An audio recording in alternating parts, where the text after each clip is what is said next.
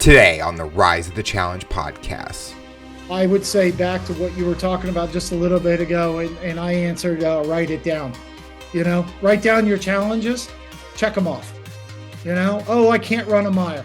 Go run a half mile. Go run 3/4 of a mile. By the end of the week, you're at a mile. You didn't run it in a day. You didn't run a 6-minute mile, but guess what? This week you ran a mile. I would say write down your challenges, start checking them off. Start with the hardest. It makes the others easy, Welcome to the Rise to the Challenge podcast. Joining today, he's an entrepreneur. It's Jason Coffrin. How are you doing today, Jason? I'm good. How about you? Doing so good. We are so excited to have you on the show to talk about your rise to the challenge. What we like to do with all of our guests is go right to the beginning. Talk about where you're from and what you like doing growing up.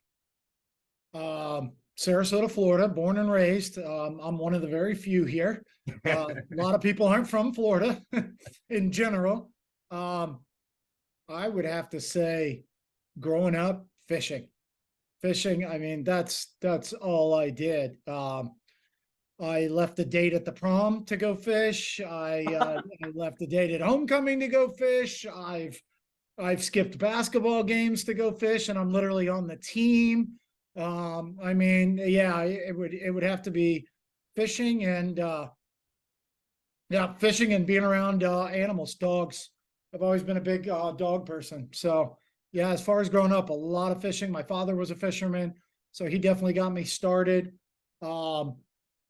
Fishing was kind of like a growing pain, I guess you would call it. He was a nice person, but he was hard. Like, if you wanted to do something, you were going to do it at the top level. Mm-hmm. Like, I remember being 5 years old and his first jewelry store was on the water, and he would literally give me a fishing rod and one hook, and that had to last for the day. And he worked like an 8-hour, 10-hour day. So I had to learn to, at that age, if I lost the hook, that was it. I mean, I just sat in a jewelry store all day, so I was taught the hard way how to fish. Do you think having that bond of fishing with your dad kind of helped grow that bond? Or you talked about the challenges he gave you. Did it kind of not? No, I would say it grew it because I didn't know any different. I didn't compare it to, at 5 years old, you're not calling your friend and going, well, how did your dad teach you how to fish? You know what I mean? It's what I knew. I mean, he literally bought me a bucket of shrimp. I had 1 dozen, and that had to last the day. And sometimes I would knock the bucket over and they'd all go in the water. The day's over. Years later, I would learn to chop up the shrimp and catch little bigger fish and put one out for bait. I mean, I got so good at it. I lived in Costa Rica and Panama for 11 years. I've traveled all over the world fishing. I have an inshore and an offshore unofficial world record because I didn't kill the fish and send them in for the records. Didn't care about that. So yeah, it led to a great life. And there's probably on that side of it, no negative. I wouldn't see a negative. I mean, a childhood of a guy or a girl that wanted to be outdoors to get to fish their whole youth. I mean, there's no negative. What was the type of fish you were catching at a young age or just starting out? It would be inshore fish here on the west coast of Florida. So it'd be snook, redfish, trout, tarpon, stuff like that. Game fish is what they call it. Did you like having those signature spots when you went fishing, like the ones that you kind of know the area, or did you kind of like the challenge and see what areas I could try out and things like that? I liked exploring a lot more. That's probably what got me around the world. I tried the tournament stuff for a while here in town, and that was kind of bogus and political. So I got out of that. And I think going to a new area and trying to outdo everybody and impress my customers. And, once social media came out, that ego grew too, of course, like everybody. I would say venturing out, because if I hadn't had that will to go try new spots, I wouldn't have gotten anywhere. And then I think that led me to a lot of jobs. Like, a lot of people have hired me around the world. I've been to Australia. I've been to the Bahamas, pretty much every island. I've been to El Salvador, Nicaragua. I've been to Fiji, Australia. And I think those guys that hired me, they knew I could go over there and once they showed me what was going on, I could do my thing. During And the social media helped with that too, because they wouldn't have known who I was. Oh yeah, and it was basically a way of networking, which you got Oh, 100%. all those opportunities. I mean, people would probably listening to this would love the opportunity to travel all to those destinations and have the opportunity to do what they love, but as a career way also. Yeah, yeah. I mean, I got paid to be there. Yeah. So yeah, big deal with that. I did it for about 11 years. And it all pretty much kind of not really downhill. I just knew I had to call it an end about 2017. Come home and run the family business. It was a great run from 5 years old. You talked about earlier about things that you did in your teenage years, where leaving a date to go fishing. Do you feel that fishing was an escape for you, where it was kind of like your sanctuary, or did it hurt kind of having that other passions and finding those other things or interacting with people and things like that? No, I think you nailed it when you said it was at first like an escape, because it was not only an escape for me, the guys I fished with kind of felt the same way, or they wouldn't have been there. You know what I mean? Like there were certain people like, hey, let's go on this day, and those were the only ones that would say yes. You know what I mean? And sometimes it was on my own, and sometimes they went on their own. So I think it was an escape for myself, but it was good to be there with people that felt the same way. Like, let's just get out there and go. It doesn't matter if it's noon or nighttime or just a go. Oh no, we didn't catch anything today. Yeah, see you tomorrow. That kind of thing. Yeah. You talked about how your family had the jewelry business and where you are today with it. Was that always a plan to start working within the family business, or did you go to and get an education, find a new route that you wanted to go? Well, I went to college, but I wouldn't call it an education. Didn't finish.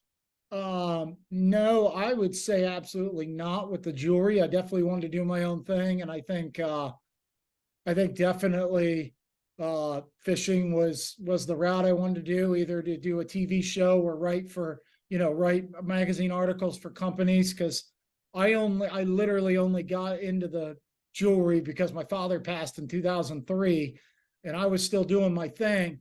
But in 2017, to take over, that wouldn't have been an option for me because that was his passion. You know, I might have worked there. I maybe have come one of the jewelers. I may have taken it over. He had done it his whole life. So who knows? But I don't see it as what I would have done if he was alive. You talked about not finishing college. What was the next step after that? Were you going into the workforce, or what path were you taking? Well, I left college because of fishing. So yeah, I was up in Tennessee in the Chattanooga area, and I found a river, and that was it. There was no more class. I had a 7:30 class, and it was, instead of 7:30 class, it was a 7:30 river.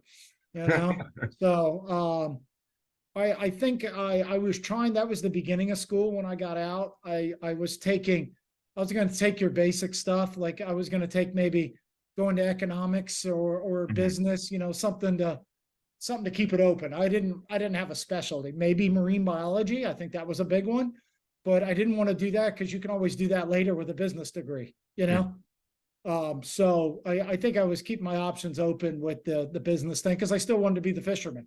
So I think that would have helped with that. I could run my own business, be my own CEO, and stuff like that. Yeah. Before the networking opportunities, was it ever nerve-wracking thinking about how would I make money as a fisherman? Did you kind of think about where's the best game plan, but I can do both at the same time, make money, provide a living, but also still enjoy something that I love doing? I think with the magazine articles, I think if I would have got, how writers start out, they start sending for free. They send magazines to different companies and stuff, and they get published. And I've had about 8 published. So I was on my way, especially with the destinations. That really helps. I think that would have led to something if I would have kept doing it, because I only did that for like 4 years and I already landed 8 articles, and I did 3 TV shows as well. So I think that was all free. I wasn't getting paid, but definitely when you're down that alley, I think it was coming. And then the charter side was definitely the business. I wanted to run my own boat and have multiple boats running. So there's your money side. And then the passion would have been running my own boat and running the art, writing the articles. How was the chartering business aspect? What did you enjoy about that? Um, I'd say the biggest thing I enjoyed is I never did charters in the States. I did them all in Costa Rica for that 11 years. Um, I think it was just getting down there and preparing for every day and just getting the guests out there. They had no clue what was in store for them, because excuse me, we're after marlin and tuna and, you know, the things they didn't know. Like if something went wrong, there was nobody to help you.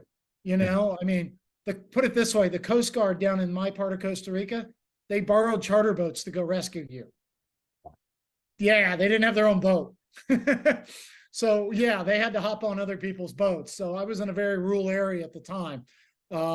So I think it was just that vision of, I guess, a vision of responsibility, getting them out and getting them back and having that fun day, and then seeing them post the pictures of your catch, knowing, yeah, I did that. I was part of that kind of thing.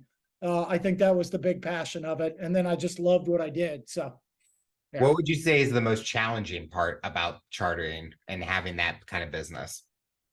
100% being in Central America. Um, you could put it this way, you could drive to the fuel station and they're just out of fuel. Wow. Yeah, they just don't have it that day. Or a fuel truck that's coming to fill everybody's boat just doesn't show up because the guy got drunk the night before. I Oh, mean, yeah. I have flown all the way home to Florida just to get a boat part that was $50 because it just wasn't going to get here because my mother or a friend shipped it to me 3 times and somebody stole it in customs. So I had to fly all the way home to get it. Just the challenges of being down there. 100% that. The fishing was easy. Yeah, that's what I do. I'm not used to flying home just for a boat part. I love how you say the fishing was easy. For me, if it was fishing, my grandfather loved fishing and I just was horrible at it. I would either get the hook stuck on my finger or like start bleeding, not Yeah. catch anything. But to me, you talked about how it was a sanctuary for you, but I am now more of a water guy. So you Okay. being on the water, that's your home. That is Oh something yeah, you yeah. enjoy doing. But I feel that a lot of people listening, they probably remember those times where family, them fishing, and how you turned it to where you are today with it as a career.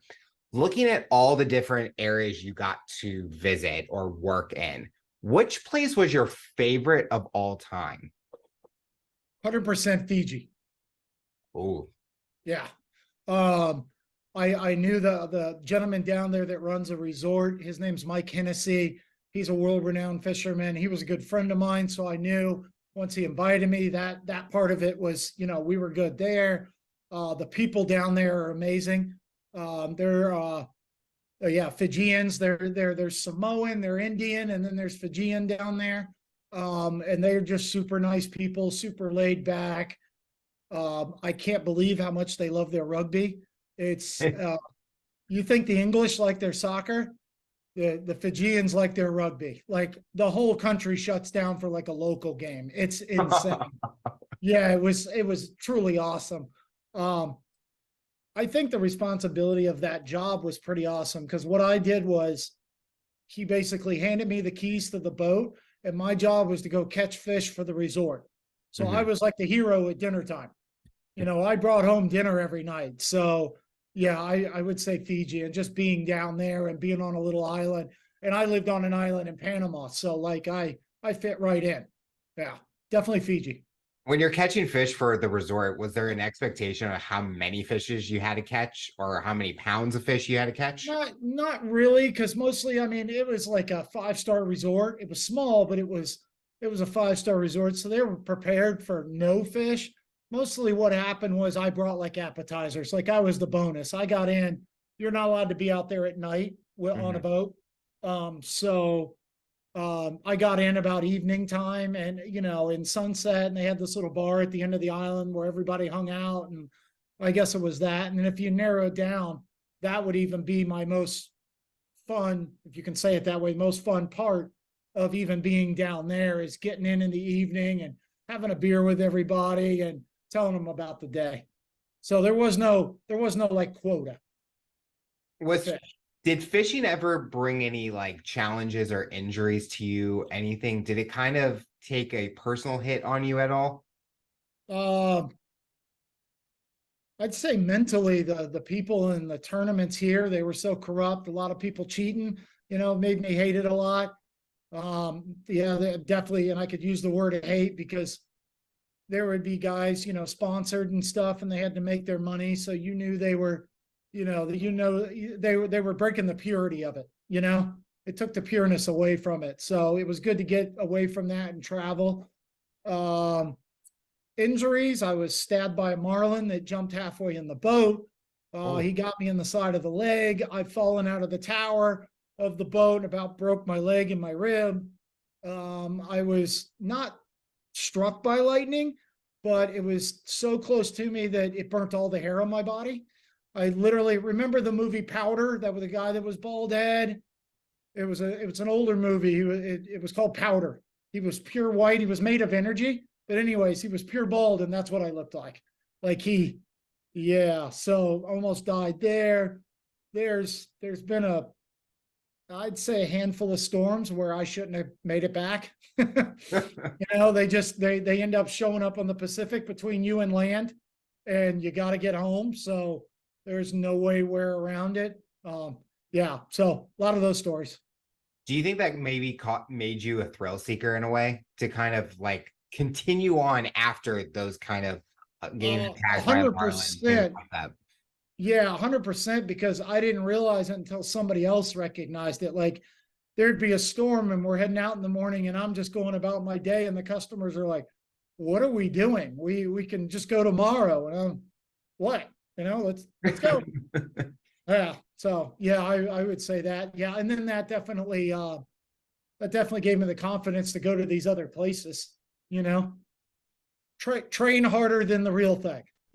So With traveling all over the world, did it kind of take a hit on your personal life where this was now becoming your personal life where you're all about enjoying what you want to enjoy? You don't have to worry about what things are at home, family, friends. Did they ever worry about where you were going and things like that? family did, but it wasn't more worried. They were happy I was doing it because I loved it. And then as far as life and all that was life. So that's the way I looked at it. Yeah. So how did you really create a brand out of fishing or kind of that kind of outdoors activity aspect? My nickname was Mr. Trigger. I called the boat Mr. Trigger.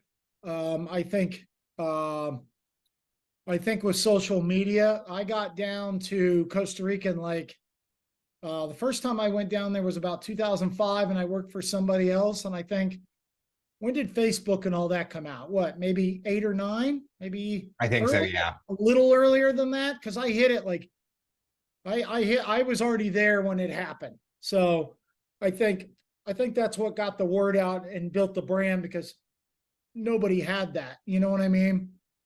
And I was already on there and I jumped right on it. I was real lucky.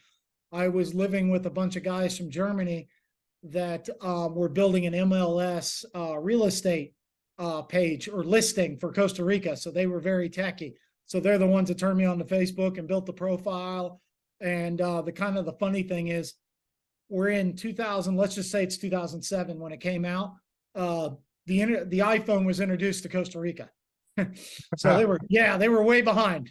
We had an iPhone. So, you take the pictures on the iPhone or the little webcam and you bring them back and you upload them to your computer and you put them on Facebook. And I just absolutely love that. So I would say that's what got the brand really going because I wasn't an offshore fisherman back home. Like we were saying in the beginning, I did the inshore snook, redfish, trout, and blah, blah, blah. So yeah, putting the personality and the passion of it with the aspect of the social media and being able to show those kind of fish. And then, even in the beginning, the algorithm was putting people together.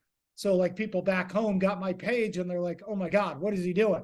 They didn't even know I was over there. I didn't have any way to tell them, you Mhm. know? then all of a sudden I do. So yeah. Over the years from that beginning time with the branding and really putting content out there, how has that taught, or what did you learn about yourself through that? Did it teach you a skill that you didn't learn at first, or you didn't have in you and you kind of learned on your own? Um, all of it. Um, I Yeah. mean, I became an electrician. I became a diesel mechanic.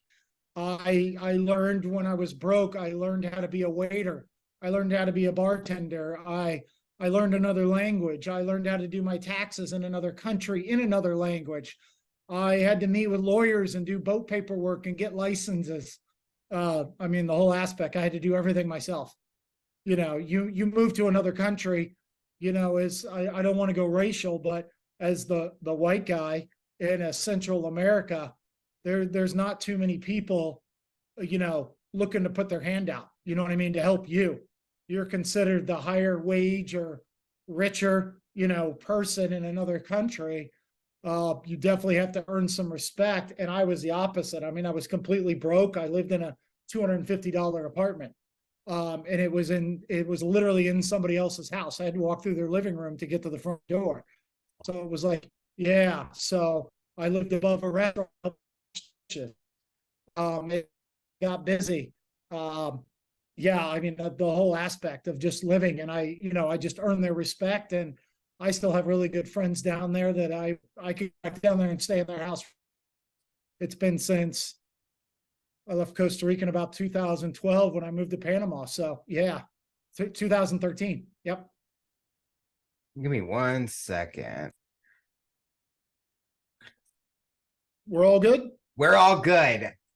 With fishing, and you talked about how you took over the family business. What was the biggest thing that you wanted to take from that opportunity? That it's kind of you're going from one thing to the next, a new opportunity to the next opportunity, taking over the family business. What was your main goal when it came to that? Well, in the beginning, it was pretty daunting. I mean, you're going from your passion of fishing to, I mean, let's put it this way. I mean, it's mostly women's fashion and jewelry. Hmm. So that was a big hit, but I think the confidence side of doing everything on your own down in Central America, it was like moving home and getting an established 40-year-old business. It was like, I got this. Yeah. Now it's not easy, but I'd been around it my whole life too. I mean, when you have somebody passionate like my mom and dad running it like I was fishing, you hear about it all the time. You don't think about it. It's like almost subconscious. I mean, at the dinner table in the morning, I mean, that's what they talked about. So when I got into it, it was like, oh yeah, oh yeah, oh yeah, I've heard that before. And then definitely being proud to take over the family business. Yeah. You talked about prior to this conversation about the charity fund that you are a part of. Talk about how did that come about? Which one? The Spike Canine Fund? The Spike Canine Fund. Yes. Yeah, that was much later, like the paragraph said. I mean, that was just recent. That was with Instagram. That was just I wanted to run that big race. And when you do something like that, I wanted to have a purpose of just not the mental overcoming of it.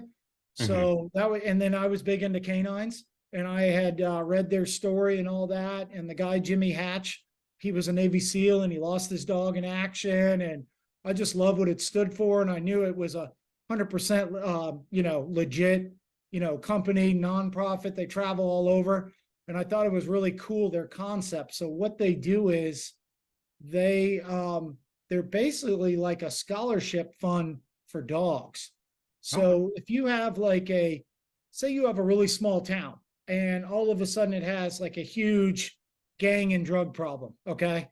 Well, these dogs, to have them trained and fully vested, and the canine handler behind that dog ready to go and train, it's about $10,000 a dog. Mhm. So if some little small town somewhere in the middle of nowhere needs 10 dogs, there's 100 grand. Well, that town's government doesn't have it in their budget. Yep. So what they do is they basically, I don't know exactly how it works, but they kind of apply with Spike Canine Fund, and Spike Canine Fund funds them with everything. They'll even do the training. They do the medical training. They even sometimes I think they even provide dogs. So they basically outfit a canine unit for a police force. So I thought that was pretty cool. And then I was already a big canine guy, so I wanted to run for them.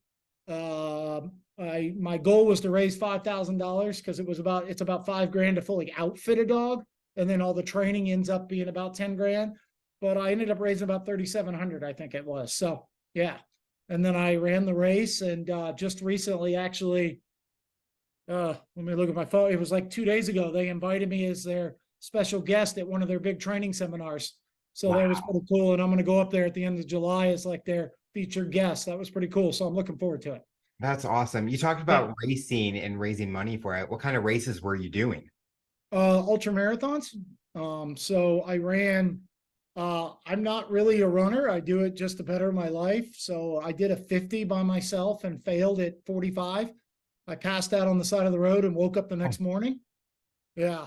I tried to I tried to win 100 mile as my second race, which was pretty stupid. I gassed out at about 75 miles and I was in first place until I got lost. Didn't look at Oh my map, no. went the wrong way. Yep. And then I had a terrible hamstring cramp and I just walked off the track at 75 miles. And then all of a sudden I take a year off and I run a 240-mile run. So for everybody listening, it's a lot of mental. Oh A yeah. lot of mental. Yeah, you fail two little ones and then you run a 240. So, and I finished the 240. So, I mean, that's awesome. I mean, I can't imagine doing that 240 miles, but from you saying that doing like failing at the small ones and being able to do the bigger ones, that I mean, that's just an accomplishment in itself because you had the grit, the determination, and plus you were part of it, the journey was doing it for a good cause and yeah, getting awareness out there. So you knew that you were doing it for not just yourself, but you're doing it for others also. right. Yeah, that was definitely a huge part of the motivation. Another big part of the motivation was I was actually signed up in 2021 when I ran the 50 and the 100 in 2021. And then I didn't up running the Moab, and I'm a huge competitor. That just ate me alive that I didn't go do it. And then so 2022, it was on, and I ran it in October. So just what, 8 months ago? Yeah. Something on your profile when we were connecting to do this interview, you talked about an accident that you went through. Can you talk about how challenging that was for you, the car accident?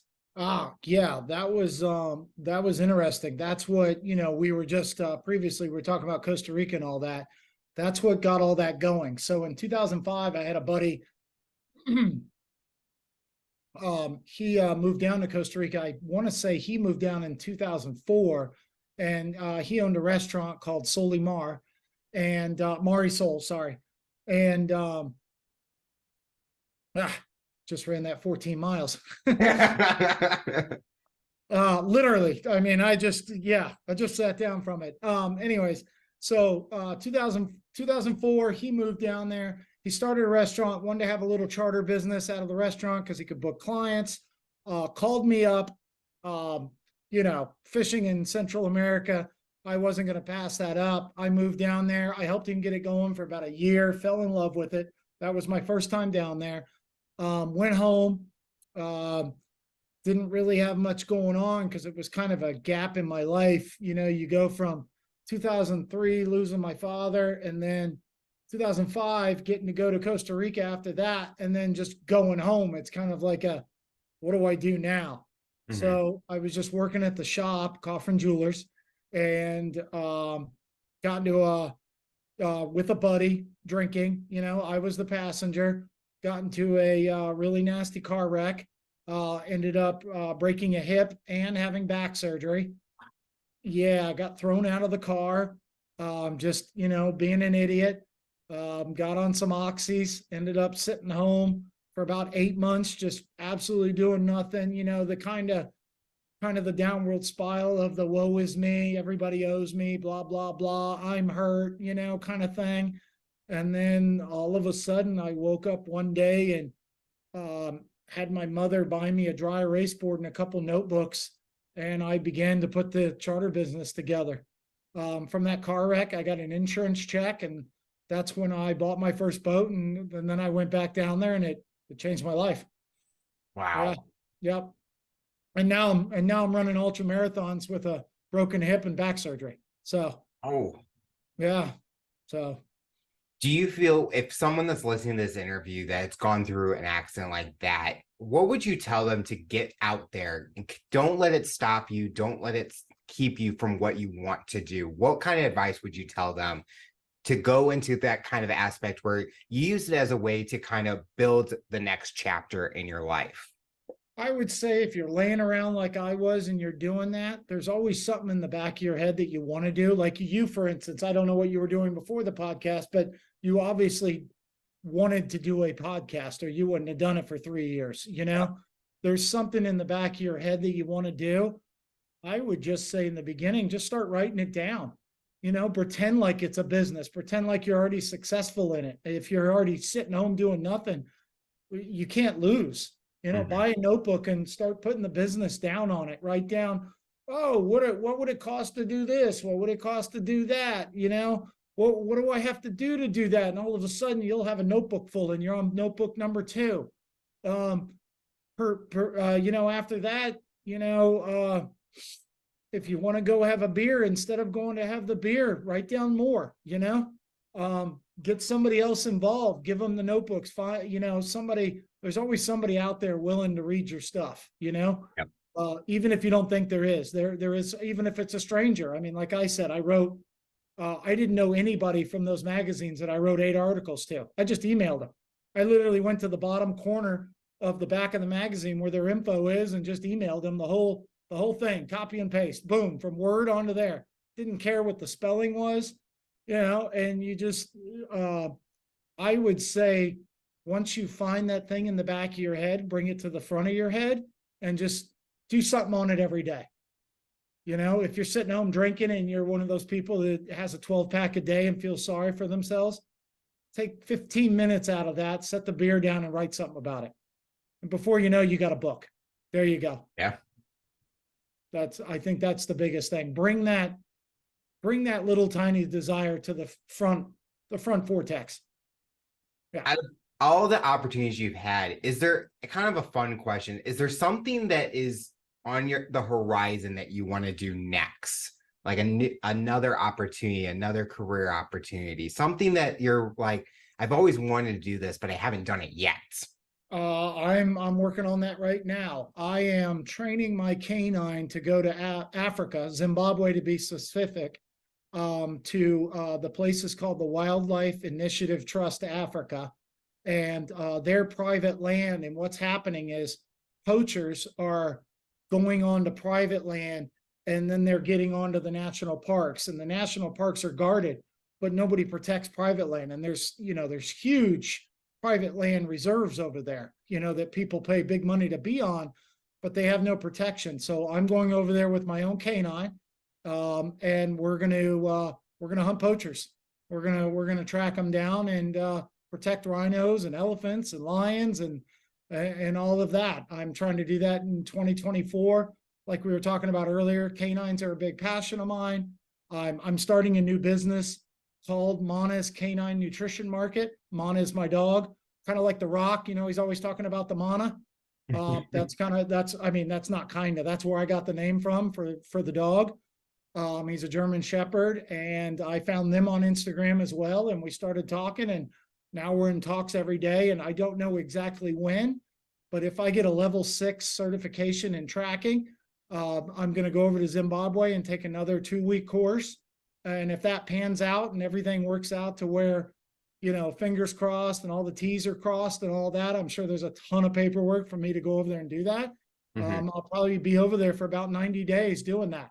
And I'm one of the first people ever to go over and volunteer to do that. So hopefully it opens another door to, who knows, it may be a gateway to help ex-military. They have that experience that I don't. If they know canine handling and stuff, maybe they can go over there and take it a step further. The crazy thing about that is I am a hunter. I'm a bow hunter. So, but hunting is conservation. If I don't protect the animals, what am I going to hunt? I'm Hmm. not going out there with a machine gun and trying to kill every rhino. I go out, I pay my licenses and I go out west and I try to get one out for my friends and family. Um, I just can't imagine the thought of like, say, you're probably younger than me, you or I telling our kids that we can only see rhinos in books, That's the dinosaurs, and they were 250 million years ago. Rhinos are right now, but imagine telling somebody that, yeah, we used to have those. Um, I just look at it as not on my watch kind of thing. So I'm really looking to do that. We're training hard in 2024. Maybe 2025. I'd love to get back on your podcast, and that'd be the Yeah. session that I went and did that. So that's the new preneur right now. Mona's Market, Coffrin Jewelers just moved locations and going over there with the Wildlife Initiative. The final question I'll ask you, for someone that's listening to this interview based on your journey and experience, what tips or advice would you give them to overcome obstacles, accomplish their goals, and rise to the challenge? I would say back to what you were talking about just a little bit ago, and I answered, write it down. Write down your challenges, check them off. Oh, I can't run a mile. Go run a half mile. Go run 3/4 of a mile. By the end of the week, you're at a mile. You didn't run it in a day. You didn't run a 6-minute mile, but guess what? This week you ran a mile. I would say write down your challenges, start checking them off. Start with the hardest. It makes the others easy. Well, Jason, I want to thank you so much for coming on the show and talking about your rise to the challenge. You're inspiring so many people, and we are excited to see what the future looks like for you. I appreciate it. And thanks so much for having me. I really enjoyed it.